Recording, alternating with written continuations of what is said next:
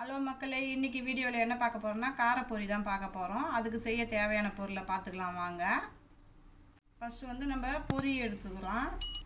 இந்த கப்பில் நான் வந்து 2 கப்பு எடுத்துருக்கிறேன். 2 ஸ்பூன் வந்து பச்சை மல்லாட்டை எடுத்துருக்கிறேன். அதே 2 ஸ்பூன் அளவு பொட்டுக்கடலை எடுத்துருக்கிறேன். 1/2 ஸ்பூன் வந்து தனி மிளகாத்தூள். எண்ணெய் வந்து 2 ஸ்பூன் எடுத்து வச்சுருக்கிறேன்.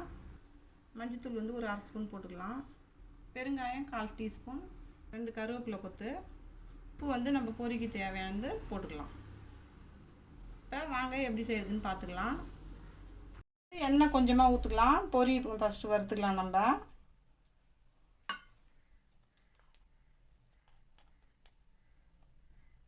மஞ்சத்தூள் போட்டுக்கிறேன். நான் இதை தீயாமல் வறுத்துக்குங்க. இப்போ பொரியை போட்டுக்கலாம். பொரியை போட்டு நல்லா வறுத்துக்கலாம். அதை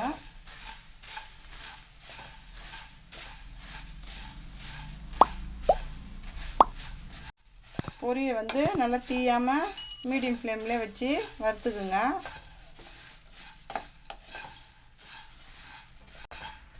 பொரி நல்லா வறுந்துடுச்சு. இதை நான் ஒரு கிண்ணத்துக்கு மாற்றிக்கிறேன். கொஞ்சமாக எண்ணெய் ஊற்றிக்கலாம்.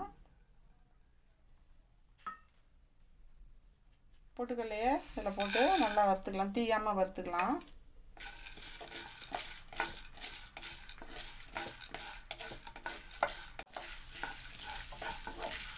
ரொம்ப ஈஸியான ஈவினிங் ஸ்நாக்ஸு. கண்டிப்பாக நீங்களும் ட்ரை பண்ணிவிட்டு எப்படி வந்திருக்குன்னு கமெண்டில் சொல்லுங்கள்.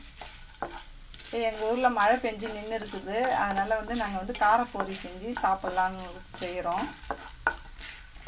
இப்போ பொட்டுக்கடலை வறுந்துடுச்சு எடுத்துக்கிறேன். இதுக்குள்ள நம்ம பச்சை மிளகாட்டையும் வறுத்துக்கலாம்.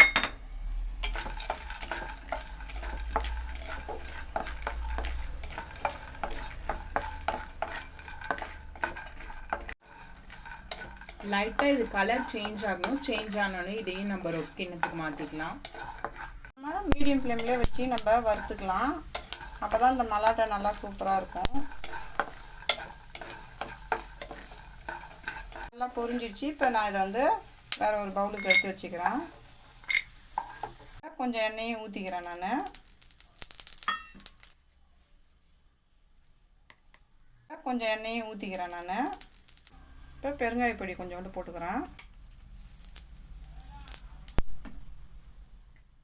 அந்த 1/2 ஸ்பூனு தனி மிளகாத்தூள். பொரிக்கு தேவையான உப்பு நான் கொஞ்சமாக சேர்த்துக்கிறேன். நல்லா மிக்ஸ் பண்ணி விட்டுக்குங்க. இப்போ கருவேப்பிலையை போட்டுக்கலாம்.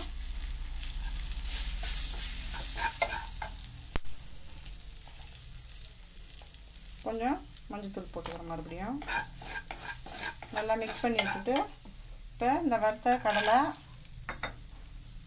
பொட்டுக்கடலை எல்லாத்தையும் நல்லா மிக்ஸ் பண்ணி விட்டுடுங்க. இப்போ வந்து நல்லா மிக்ஸ் பண்ணி விட்டுருங்க. இப்போ வந்து பொரியை போட்டுக்கலாம். நம்ம இப்போ இதையும் நல்லா மிக்ஸ் பண்ணி விட்டுக்கலாம்.